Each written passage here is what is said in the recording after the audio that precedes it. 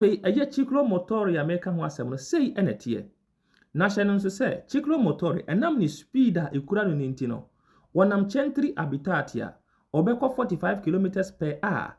Afei wasan so nam eye extraurbana secondaria obekọ 45 saa cyclomotor we enya de obetimi afa principali ena obetimi afa eye autostrada ontimi emfa saa bia we efiri se emirika ewo ho no eso na ono nso ni mirika no enusa enti ontumi emfa ho. Afei ubetimi de eye patente AM atwi cyclomotor ananse bia de so chensa enu nti moma yenko yanim na memfa bi enka wo ho. Die toso bia eye patente A1 patente A1 A1 superloto. Okay, patente A1 nso no aje se wadi eye 16 years. Ubetimi agia poi eye conseguire a sedici anni. Enu nti ubetimi age ewa abra wadi 16 years. Ana afi uji wia kasa ubetimi atwi ni so binie. Ubetimi atwi ye tricycle a eye ni potenza no non superiore eye 15 kilowatt. Enu nti tricycle no ni potenza e woka ni mo no eni kwa se eboro eye 15 kilowatt.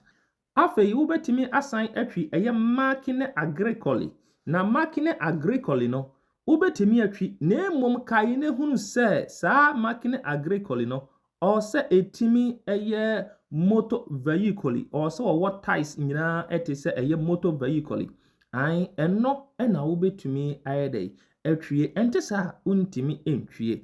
Afei eye motocycle eye leggeri no o se ewo con or sensor carrozetta mechirawo carrozetta no se de yetie con or sensor no mechirawo enu nti moma yento aso afei eye sa motocycle ya eye leggeri no o so hu se eye ne cylinder no eni kwa se eboro nti fi no eye 125 cm eye kubi o se ne cylinder no kase no engine kase no o se epem 125 cm cube.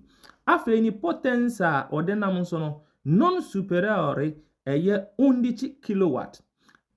Afei eye rapporto eye potenza no eni kwa se no nso eboro eye 0.1 kilowatt sanso eye kilogram na eye rapporto potenza no mechire mu de ya kire wonti bomoden se obetie eye video yakosi awie ye mechire mu emo anya ho entiase enu nti moma yenkwai. Afei nso